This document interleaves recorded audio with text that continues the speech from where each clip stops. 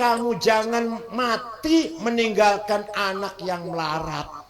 Coba Quran nih, kamu jangan meninggal dunia meninggalkan anak yang diafan, melarat. Upayakan, perjuangkan kamu mati meninggalkan harta yang banyak supaya anak-anak kita yang mewarisi sejahtera, ahli waris kita. Ini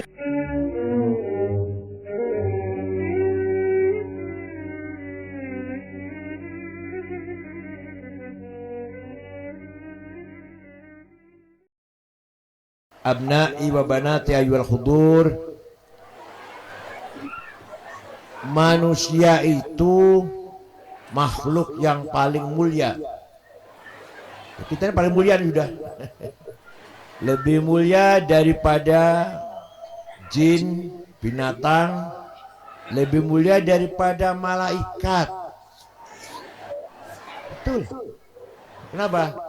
Karena memang Allah memilih manusialah yang mengemban amanah membangun kehidupan ini. Tidak percaya pada malaikat, tidak. Manusia yang percaya. Menjadi khalifahnya, mandatarisnya. Oleh karena itu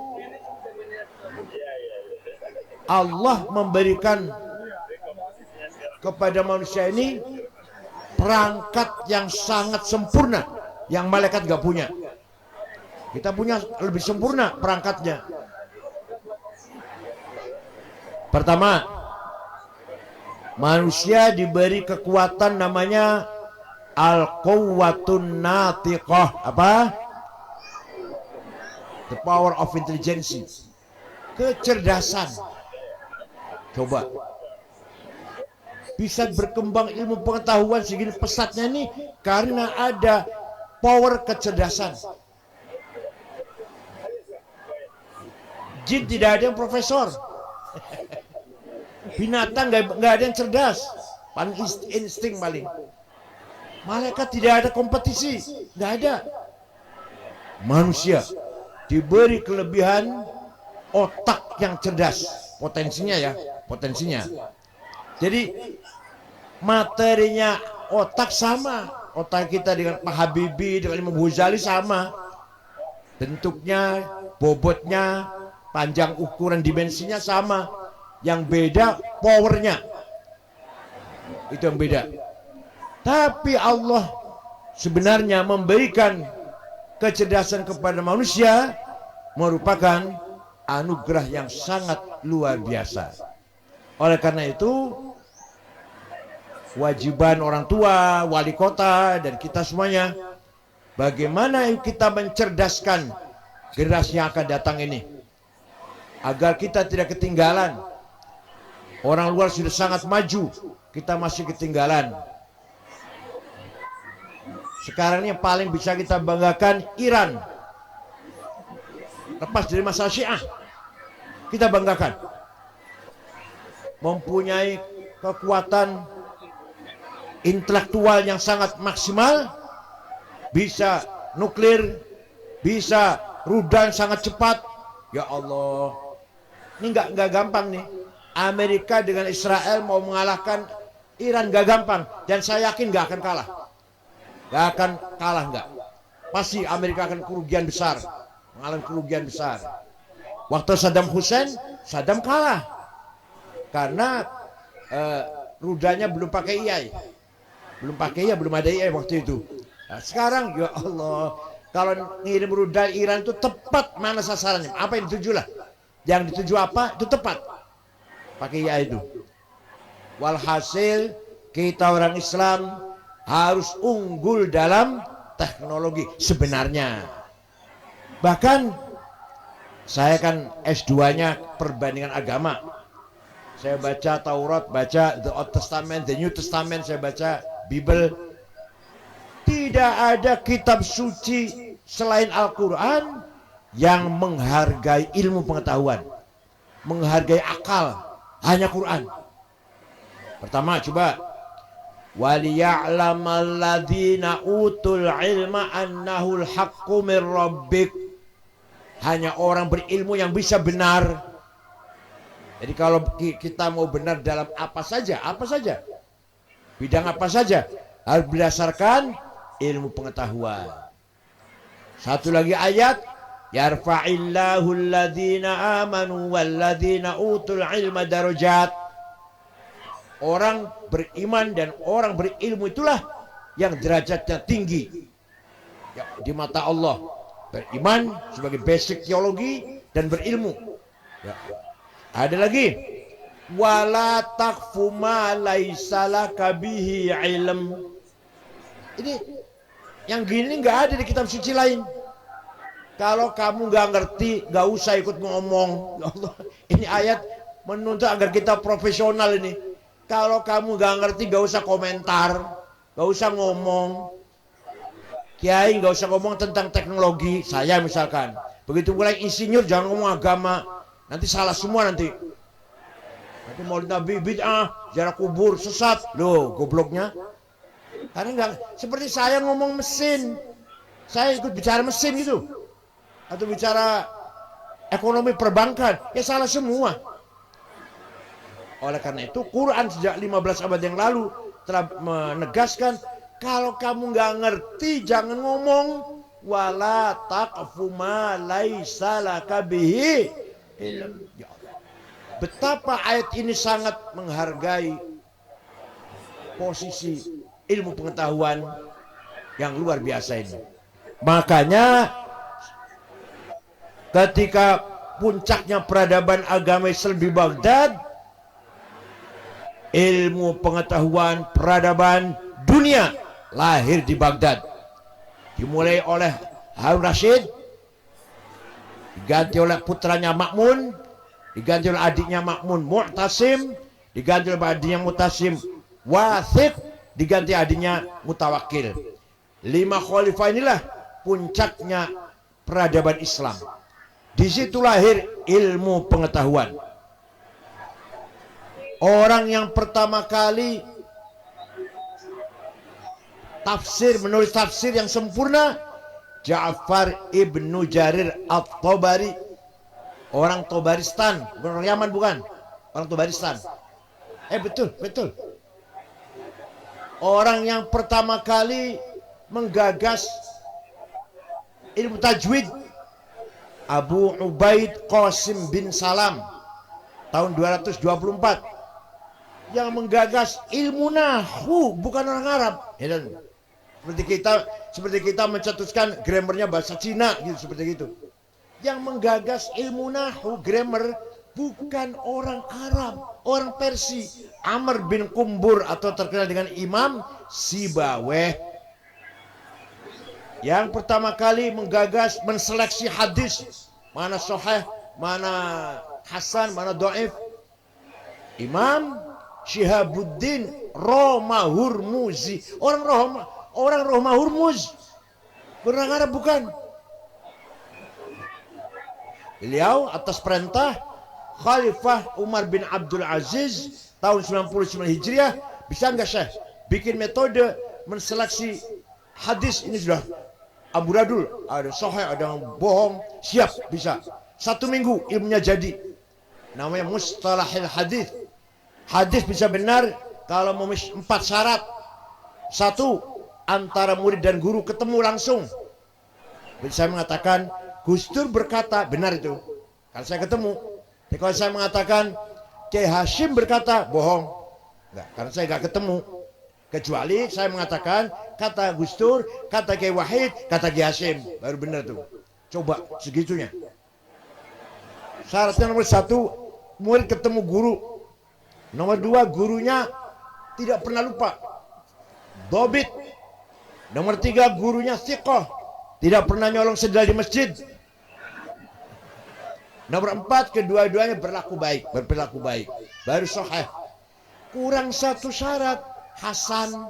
Kurang 2 syarat, dhaif. Dhaifnya maqtu, munqati', mauquf, mursal, mu'allal, mu'dhal. Ya Allah, dikira ini hanya di agama Islam ada seperti ini.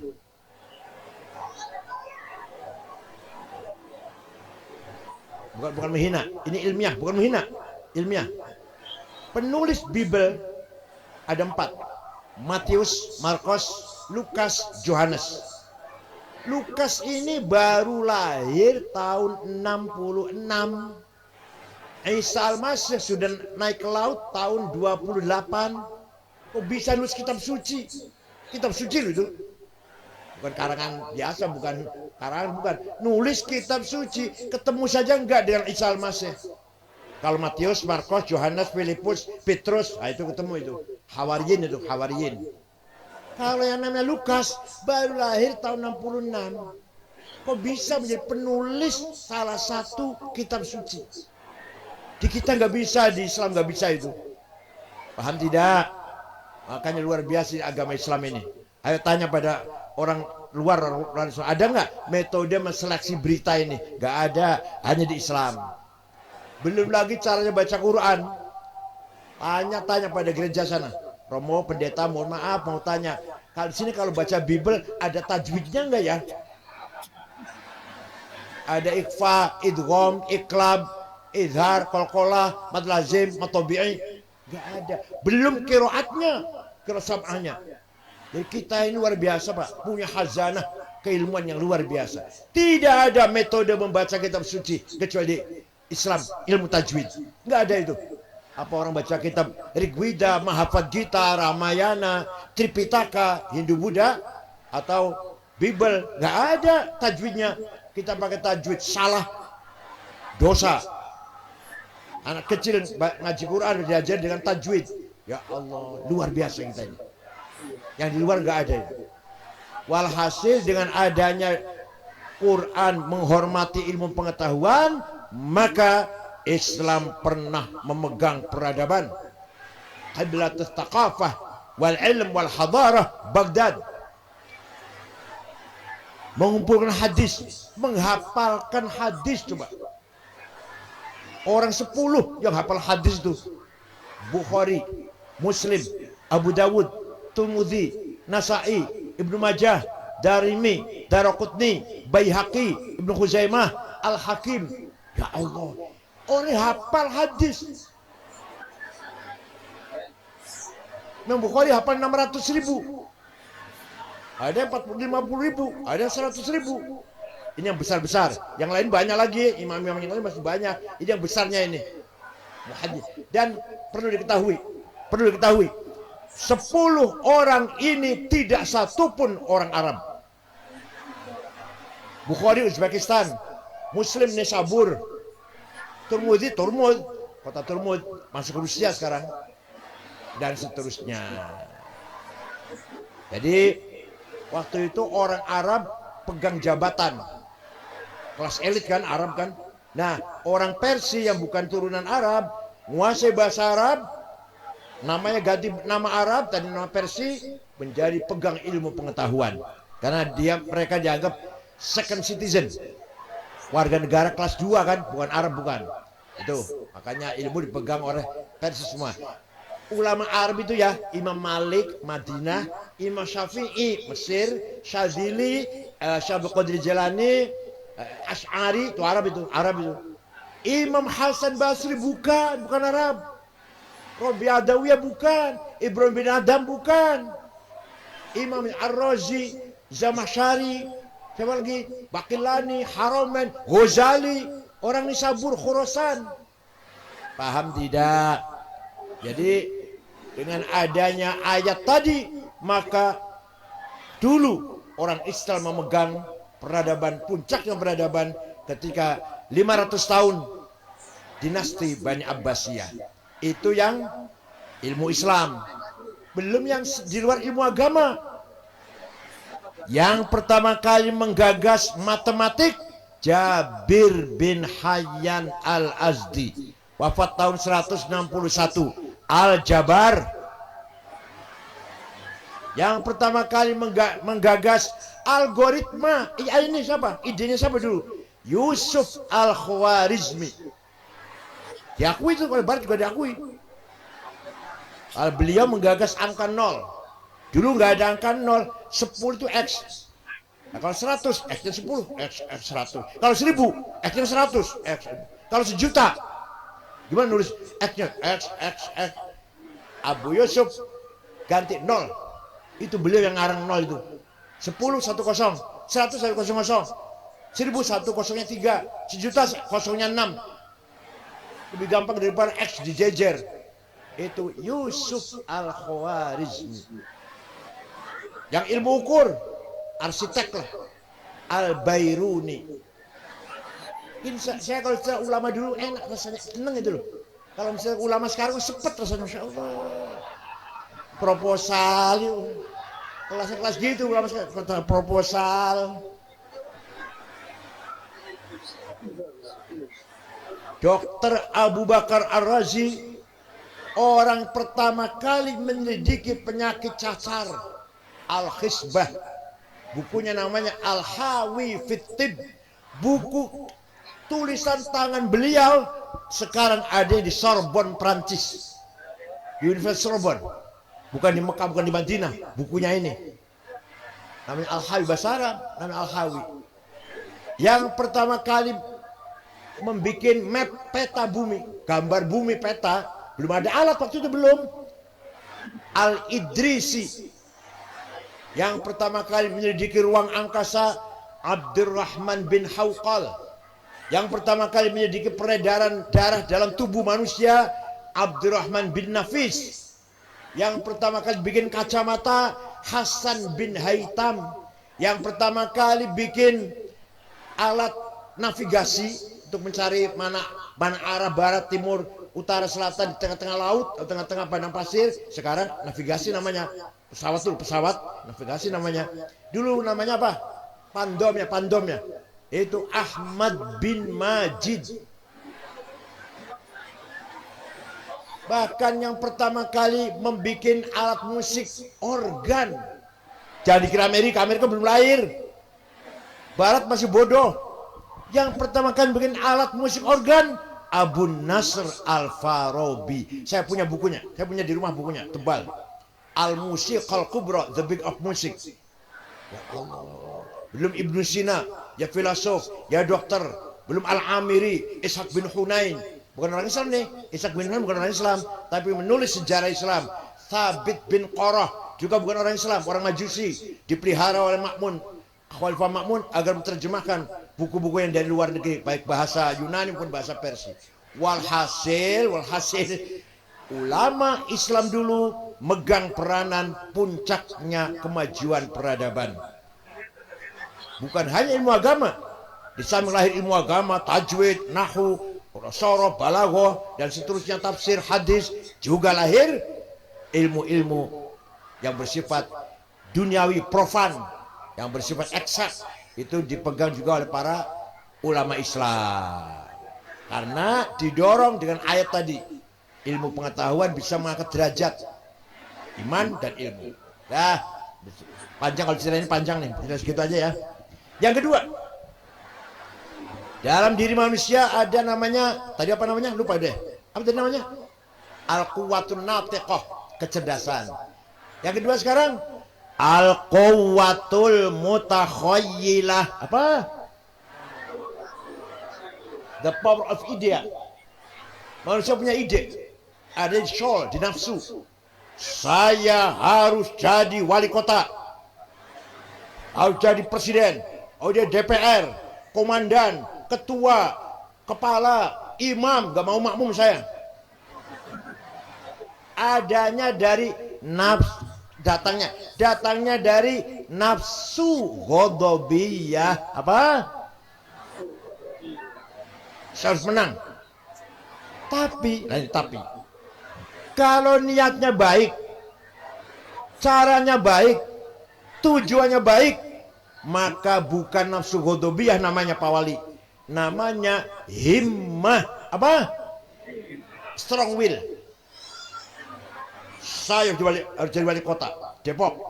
Kalau jadi, tadi sudah diserahkan, sanawiyah saya bangun satu lagi, jalan-jalan saya perbaiki. Tapi macetnya luar biasa ya.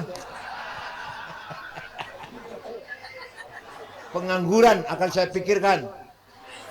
Bagaimana tidak ada orang nganggur, yang masih anak-anak, saatnya sekolah, harus semuanya sekolah.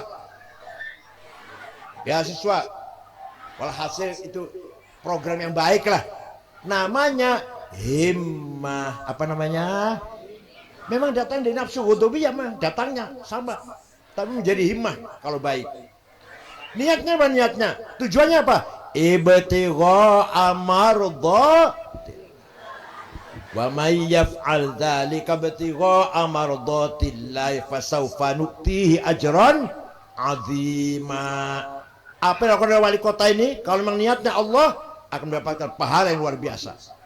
Lebih besar daripada kiai tahajud lah. Iya, kalau kebijakan Pak Wali tanda tangan manfaatnya seluruh Depok. Kalau tahajud untuk ente sendiri. Gitu ya. Nah, orang yang paling himmahnya besar siapa? Rasulullah sallallahu alaihi wasallam. Muhammadun qaimun lillahi dzu himami. Muhammadun sadiqul aqwali wal kalimi. Nabi Muhammad orang himmahnya besar. Saya harus menang, nggak mau kalah. Nabi Muhammad tuh. Makanya perang itu menang terus kecuali perang Uhud. Perang Badar 314 mengalahkan 1000. Fathu Makkah. Makkah dikuasai tahun 8 Hijriah. Menang. Perang Hunain menang. Perang Taif yang dulu melempari batu menang. Perang Mu'tah menang. Perang Bani Mustalik menang. Perang Khaybar menang. Yang kalah perang Ahzab 10.000 mengepung kota Madinah. Di dalam kota Madinah hanya ada 800 orang Islam. Menang. Kocar-kacir mereka 10.000 itu. Hanya perang Uhud kalah. Itu pun kesalahan 16 sahabat. Nabi pesan 16 sahabat di atas gunung Uhud. Kamu di sini pegang panah. Jangan bergeser. Jangan bergeser. Diam sini. Nah, perang jalan. Orang Islam menang. Di bawah kan. Kalau bunuh orang kafir dapat dompet, cincin, kacamata, apalagi pakaian, jam tangan, kira-kira itulah. Dapat senjatanya. Lama-lama orang 16 ini, loh, saya dapat apa ini? Diam aja saya dapat apa ini? Ini di organisasi juga gitu tuh. Nanti kalau isyuran nanti gitu, saya dapat apa ini? Jadi turun. Orang 16 turun meninggalkan gunung. Mengingkari pesan Nabi. Turun. Khalid bin Walid waktu itu masih kafir. Amr bin As masih kafir. Tahu ada kelemahan. Mereka muter bawa pasukan. Naik gunung. Nyerang di atas gunung. Sayyidina Hamzah gugur. Rasulullah kejeblos di lubang. Giginya patah satu. Dibentengi oleh 10 sahabat bentengi Rasulullah, yang mati 6. 10 sahabat bentengi Rasulullah, yang mati 6. Di antara yang mati namanya Abu Dujana. Sahabat Tolha badannya penuh dengan panah. Asal jangan sampai ke Rasulullah panah itu. Itu perang Uhud itu. Walhasil perang yang kalah perang Uhud.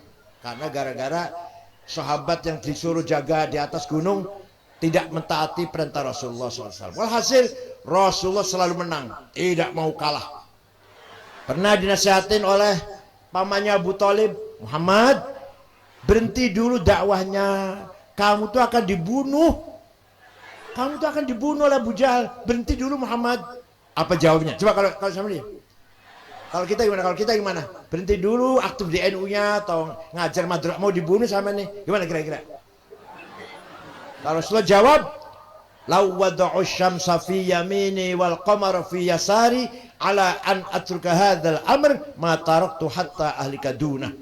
Seandainya orang Quraisy meletakkan matahari tangan kananku, bulan tangan kiriku agar aku berhenti dakwah, tidak akan berhenti sampai saya mati. Begitu enggak kita? Begitu tidak? Itu Rasulullah SAW. Muhammadun sadiqul aqwali wal kalimi. Nabi Muhammad mempunyai sifat sidik, jujur, tidak pernah bohong selama hidupnya. Ya Allah, kalau Nabi Muhammad ada yang ngomong yang wajib jujur Nabi Muhammad karena Nabi. Kalau saya bukan Nabi. Enggak sembarangan. Jujur. Jujur. Itu kalau dilanggar dampaknya luar biasa. Gara-gara tidak sidik, hilang sidik, minyak goreng hilang. Hilang sidik, Kominfo 8 triliun. Nadiem katanya masih belum selesai. Katanya 450 triliun. Timah 300 triliun. Reza Khalid 950 triliun. Kalau bikin cendol Depok tenggelam itu. Waktu zaman Pak Harto ada korupsi ada, tapi nggak sampai ratusan triliun dan tidak merata. Orang tertentu saja, nggak semua bupati, nggak semua DPR, nggak semua kepala dinas waktu zaman Pak Harto ada korupsi, tapi orang tertentu, orang-orangnya saja. Sekarang, masya Allah, dari pusat sampai DKM masjid, gara-gara kehilangan sifat sidik. Gak usah negara, Bu ya. Rumah tangga saja, suami tidak sidik, ibu marah, ibu tidak sidik, suami marah, ya enggak? Kira-kira yang sering tidak sidik suami atau istri ya? Hah? Istri, bener? Ya, jadi sifat sidik kayaknya ringan ucapannya, sidik, jujur, tapi dari situlah idealisme kita bangun, dari situlah idealisme kita ambruk gara-gara sifat sidik. Dah. Jadi menang itu wajib, kalah itu dosa. Wala tahinu wala tahzanu wa antumul a'launa in kuntum mu'minin. Kalau kamu benar-benar orang beriman, jangan kalah. Wa antumul a'laun, di atas. Wali kota NU, sekda NU, camat NU, lurah NU, mandor pasar NU, babinsa NU. Jangan jadi anak buah, jadi pemimpin. Wala tahinu wala tahzanu wa antumul a'laun. Kau di atas, kamu itu pemimpin, jangan jadi anak buah. Kalau tadi berilmu wajib, berarti bodoh dosa ya. Tadi yang masalah ilmu tadi, pintar wajib, bodoh. Sekarang yang kedua ini, menang wajib, kalah, alhamdulillah paham. Yang nomor dua, dari al-quwatul mutakhayilah, nafsu syahwatiyah. Kalau tidak qutubiyah, sekarang apa nafsu? Saya harus kaya. Masa yang kaya cuma aguan saja? Saya harus kaya. Kalau niatnya baik, tujuannya mulia lillahi ta'ala, maka nafsu syahwatiyah ingin kaya itu ganti namanya azimah. Apa? Kalau tadi menang apa? Himmah. Ala qadri ahlil azmi ta'til azaimu wa ta'ti ala qadril kiramil makarimu. Kemuliaan, kesuksesan harus diraih dengan azimah. Jadi kita ini salah. Kalau ada orang ngomong, mohon maaf, ada orang ngomong, gak usah kaya-kaya, yang penting berkah. Salah. Yang benar kaya dan berkah. Gak usah pinter-pinter, yang penting manfaat ilmunya. Salah. Apa yang benar? Pinter dan manfaat. Kuasai Google, kuasai YouTube, kuasai Instagram, kuasai AI, dan berkah itu pasti akan cepat sekali, manfaatnya besar. Quran berfirman, nih Quran nih, wal yakhshal ladzina law taraku min khalfihim dzurriyyatan dhi'afan khafu 'alaihim falyattaqullaha wal yaqulu qawlan sadida. Kamu jangan mati meninggalkan anak yang melarat. Coba, Quran nih. Kamu jangan meninggal dunia meninggalkan anak yang di'afan, melarat. Upayakan, perjuangkan kamu mati meninggalkan harta yang banyak supaya anak-anak kita yang mewarisi sejahtera, ahli waris kita. Ini perintah Al-Quran loh. Jadi kita ini harus kaya. Kalau begitu, kaya itu wajib, melarat. Yang keras. Kaya itu melarat. Asal niatnya baik. Kalau saya kaya begini. Terus terang saja, saya tahu Aguan itu bagaimanapun ya. Waktu COVID dia membantu 500 miliar sebelum negara mengeluarkan duit, belum ada anggaran. Waktu membangun badan belum ada anggarannya, seperti badan penanggulangan terorisme BNPT, saya tahu sejak lahirnya badan itu saya tahu. Pak SBY yang bikin, saya juga dewan pakar di situ. Belum ada anggaran, konglomerat dulu iuran. Ada yang 10 miliar, ada yang 20 miliar. Yang perlu kaya itu perlu. Sayyidina Utsman, salah satu sahabat yang sudah pasti masuk surga. Abu Bakar, Umar, Utsman, Ali, Sa'id, Talha, Zubair, Abdurrahman bin Auf, Amir bin Jarrah. 10 orang pasti masuk surga ini. Udah dikasih tahu. Sayyidina Utsman, salah satu sahabat yang pasti masuk surga, pernah sedekah gandum, gak dihitung berapa karung, yang jelas diangkut dengan 700 onta. Ayo kita pernah sedekah berapa karung? Itu waktu itu orang Yahudi mau membelinya, saya beli, saya bayarin Utsman 2 kali lipat. Enggak. Maunya berapa? Untungnya mau berapa? Saya kasih untung. Enggak. Akan saya sedekahkan. Coba. Sahabat yang sudah pasti mau surga itu. Kalau kita udah pasti mau surga, puasa libur. Syekh Abdul Qadir Jailani. Siapa? Wali Kutub ada 4. Qadir Jailani, Syekh Abil Hasan Syadzili, Syekh Hasan Rifai, dan Syekh Ahmad Badawi. 4 wali kutub. Nomor 1 Syekh Abdul Qadir Jailani. Orang Baghdad. Suatu ketika pergi ke Mesir, ziarah kuburan Imam Syafi'i di dusun Fustat, Kairo. Coba, wali kutub ziarah kubur. Ente baru SAG nggak mau ziarah kubur, insya Allah. SAG, sarjana alam. Syekh Abdul Qadir Jailani pergi ke Mesir dari Baghdad. Perlu ziarah kubur Imam Syafi'i. Ya, di dusun Fustat. Di sana ada kuburan Ibnu Hajar Asqalani, ada kuburan Zakaria Ansori yang arah Fathul Wahab situ juga. Nah, setelah selesai doa tahlil, melihat masyarakat dusun Fustat banyak yang tidak punya rumah, melarat. Syekh Abdul Qadir Jailani segera beli tanah 10 hektar, diberikan, diwakafkan kepada penduduk Fustat yang tidak punya rumah sampai sekarang. Rusun 4 lantai, di pintu gerbang ada tulisan Auqaf Syekh Abdul Qadir Al-Jailani. Jadi beliau itu wali kaya dermawan. Ente kira gimana? Wali bukan, kaya tidak, dermawan.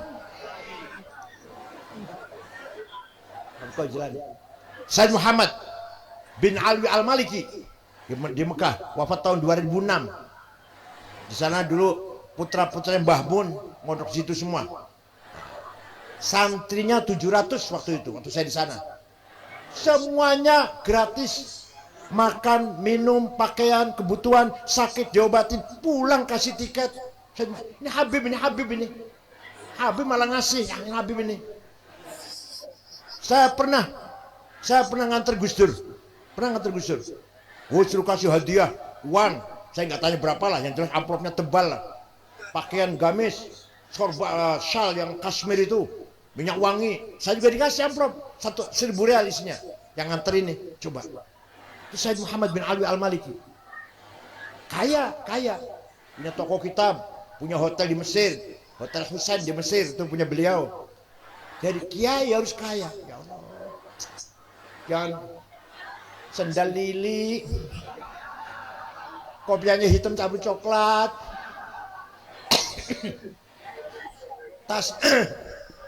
tasnya bukan Ecolak atau DLC atau Samsung, bukan. Di pojok ada tulisan Musyawarah Majelis Ulama Kota Depok. Kalau tas dapat dari seminar itu musyawarah, bukan untuk dipakai, disimpan kenang-kenangan. Dulu saya pernah ikut musyawarah Majelis Ulama, pernah ngadain konferensi cabang NU, pernah musyawarah apa tingkat nasional, seminar apa. Ini buktinya tas ini bukan dipakai. Bila perlu kiai itu harus tasnya Gucci, sepatunya Hermes, kacamata Cartier, baju Christian Dior, Gaira Ross, jasnya Wall Dormel, itu 13 juta semeter itu. Kaca pulpen Montblanc, minyak wangi apa? Louis Vuitton, Jo Malone. Jangan misik, Masya Allah. Nih, Rasulullah pernah melarang sahabat yang habis makan bawang merah. Gak usah jamaah ya, di rumah aja sholat kamu. Kenapa? Rasul nggak mau masjid baunya nggak enak. Maunya masjid baunya harum. Sampai ada orang hanya Rasul nggak tahu pete, atau pete itu jengkol itu. Itulah. Jadi kita ini harus kaya. Kiai Wahab menyebarkan NU itu sampai ke Palembang. Tahun 30-an tuh, tahun 35, 36 ke Palembang. Ketemu dengan Kiai Kamil Soleh, berdiri NU di Palembang. Ke Menes, Pandeglang, Kiai Abdurrahman, beli NU di Menes, di Banten. Pak Gentongan, Bogor. Kiai Wahab datang itu. Ketemu dengan Falak, berdiri NU di Bogor. Betawi, Guru Marzuki Cipinang. Betawi, Guru Marzuki Cirebon, Kiai Abbas Buntet. Semarang, Kiai Ridwan, Lasem, Bamasum, Kudus, Raden Asnawi, Cepu, Kiai Hasan, sampai ke Lombok Tengah. Lombok Tengah, jumpa Kiai Hasun dan Kiai Faisal, beli NU di Lombok. Itu Kiai Wahab muter-muter tanpa proposal.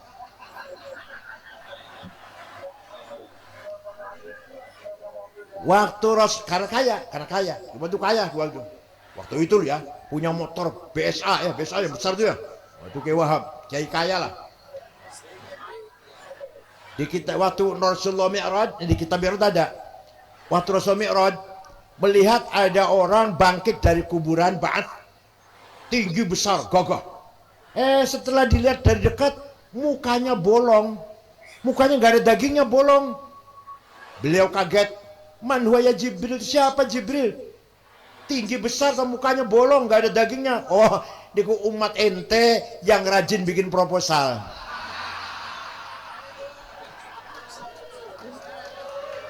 Silakan. Jadi sebagai khalifatullah di muka bumi diberi kekuatan yang kedua, al-quwwatul mutakhayyilah, untuk membangun cita-cita. Saya harus sukses. Dari quwwatul mutakhayyilah itu imma nafsu hudubiyah atau nafsu syahwatiyah, imma himmah atau azimah. Malaikat gak punya. Malaikat nggak ada ingin jadi wali kota, malaikat nggak ada. Ingin istri cantik, lihat orang cantik, nggak tertarik. Coba lihat duit, nggak ingin. Yang nggak ada pembangunan, nggak, karena dia tidak dibekali dengan al-quwwatul mutakhayyilah. Hanya manusia yang dibekali al-quwwatul mutakhayyilah. Maka ketika malaikat protes, inni ja'ilun fil ardi khalifah, saya mengangkat seorang khalifah, kata Allah, yaitu Adam. Malaikat yang protes, ataj'alu fiha may yufsidu fiha wa yasfiku dima wa anhum sabbihu bihamdika qaddisulat. Kenapa engkau mengangkat Adam jadi khalifah di muka bumi, padahal berpotensi kerusakan, berbuat kerusakan, perang, saling membunuh. Kami selalu membaca tasbih, kami suci, enggak pernah dosa, kira-kira itulah. Allah jawabnya dengan apa? Santai, jawabnya santai. Inni a'lamu ma la ta'lamun.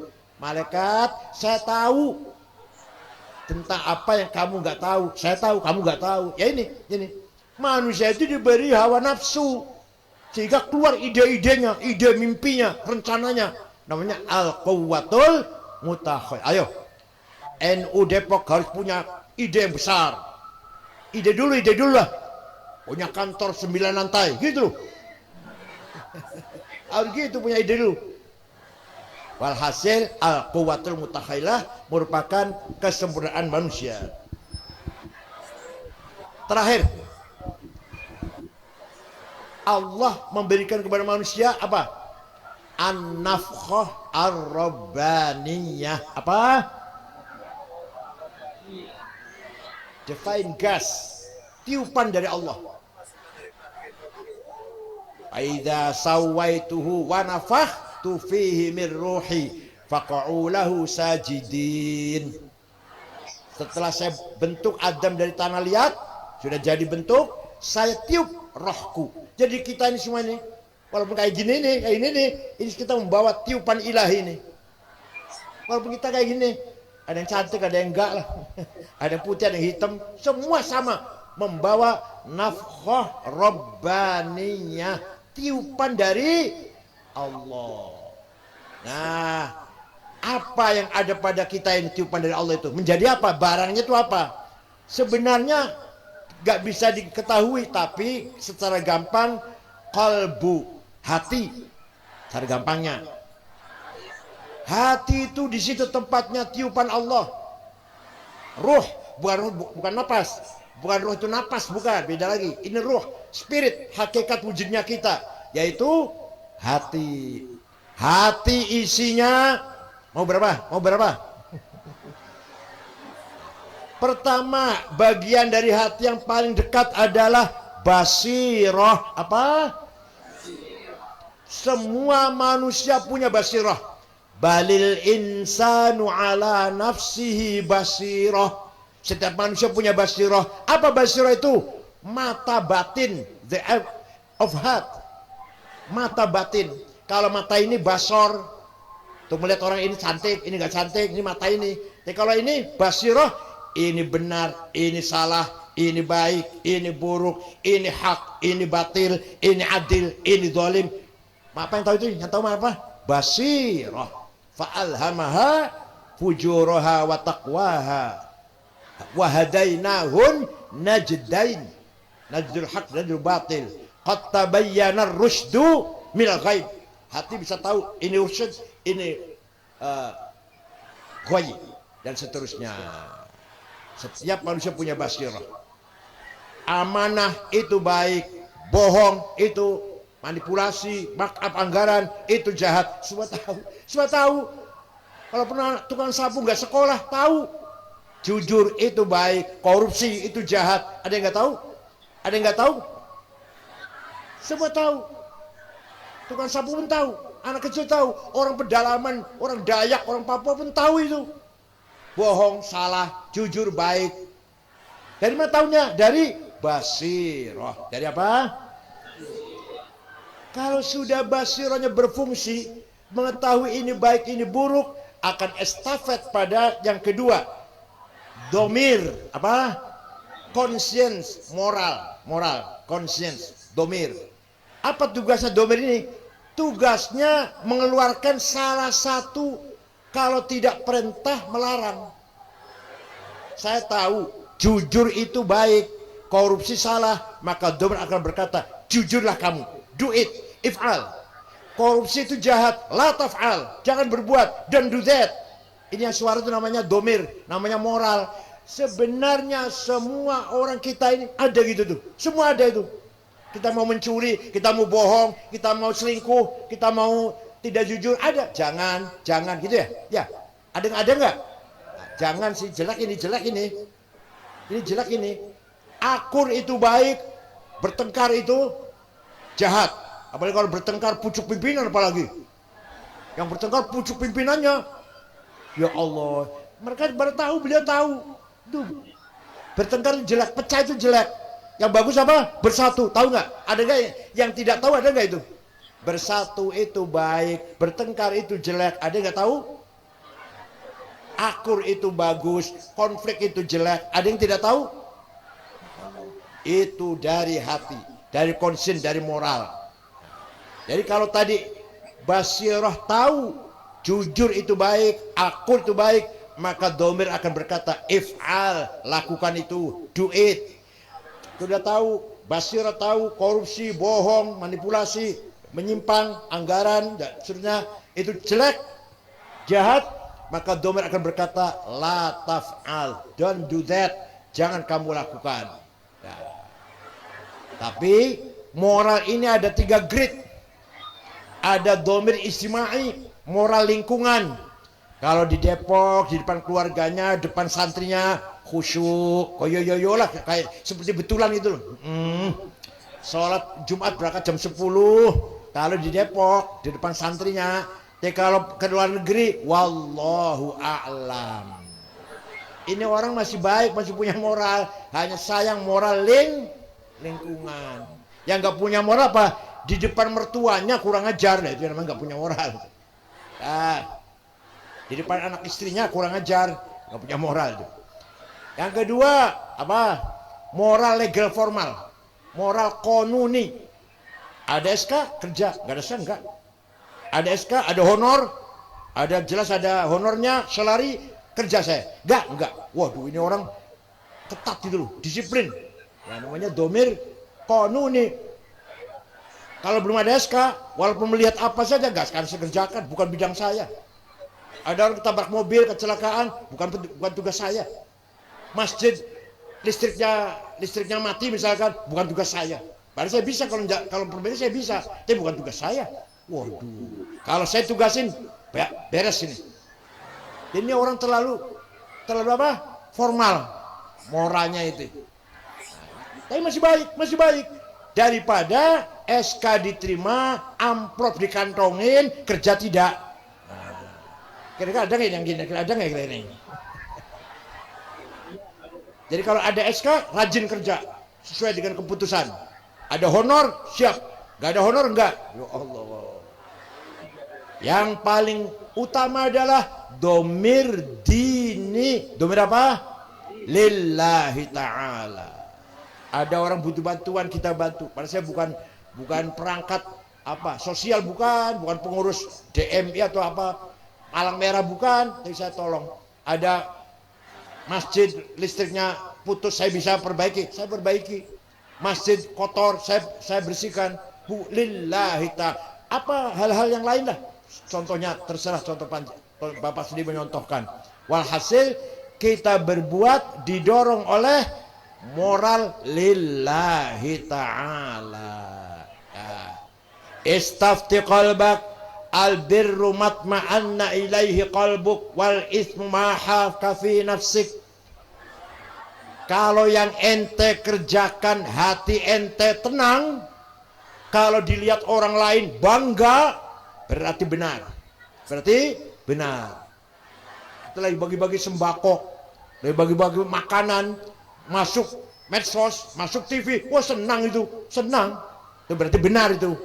Tapi kalau yang ente kerjakan, jangan ada orang tahu, tengok kanan, tengok kiri dulu, istri jangan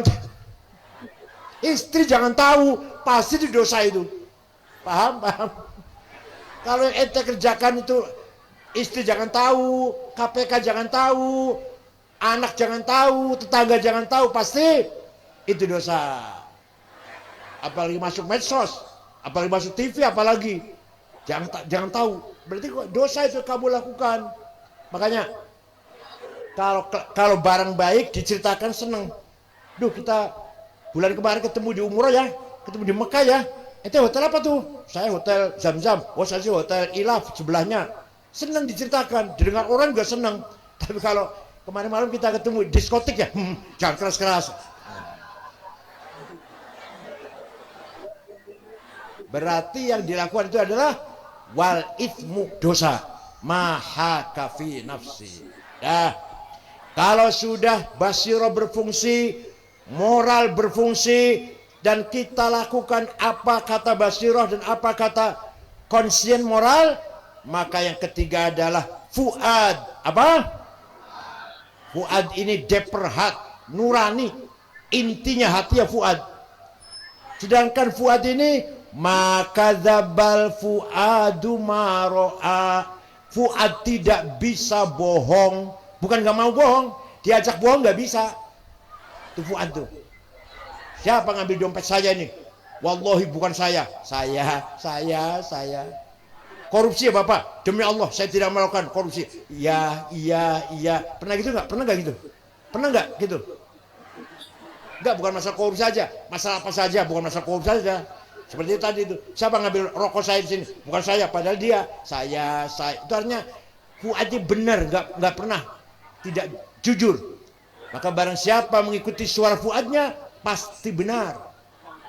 Yang bohong mulut, demi Allah sumpah saya gak terlibat, saya gak tahu menau. Tahu. Saya hanya dapat sedikit, banyak. Ya kan? Paham tidak? Nah, ini di Indonesia ini krisis fuad Pak Wali.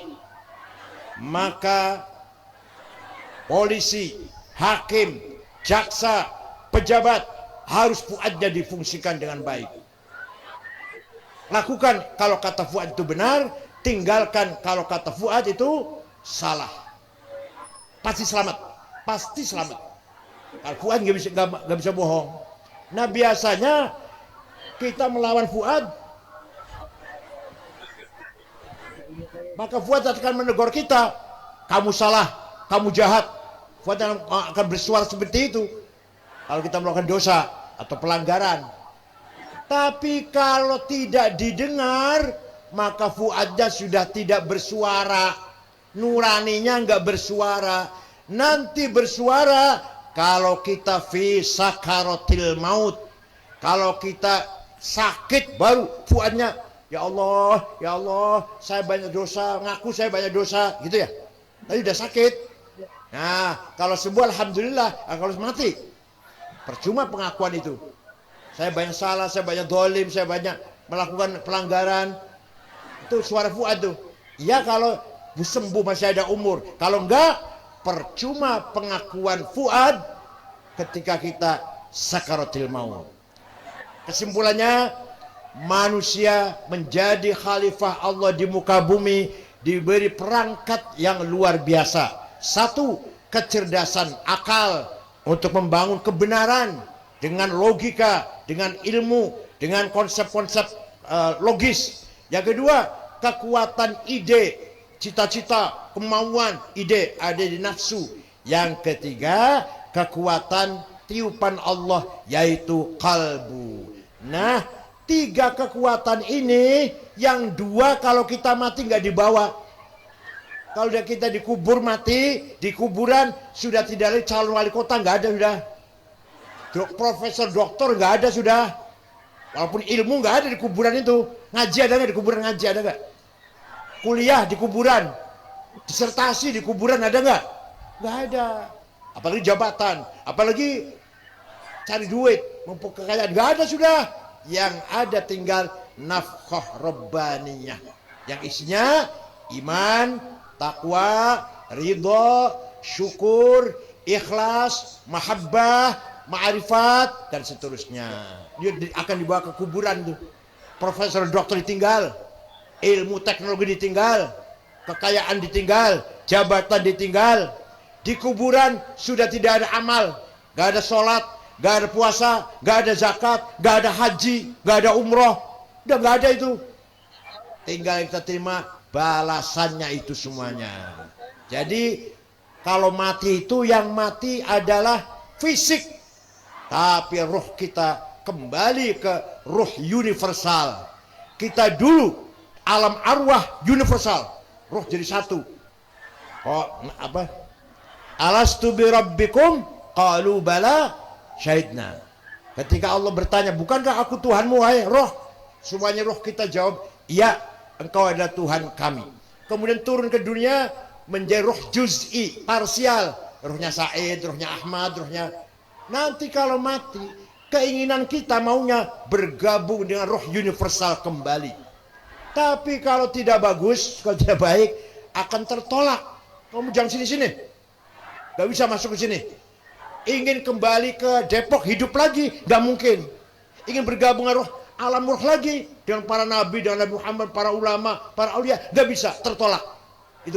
Itu hakikatnya azabun alim. Di situ hakikatnya sedih, sengsara, gak bisa bergabung dengan roh universal.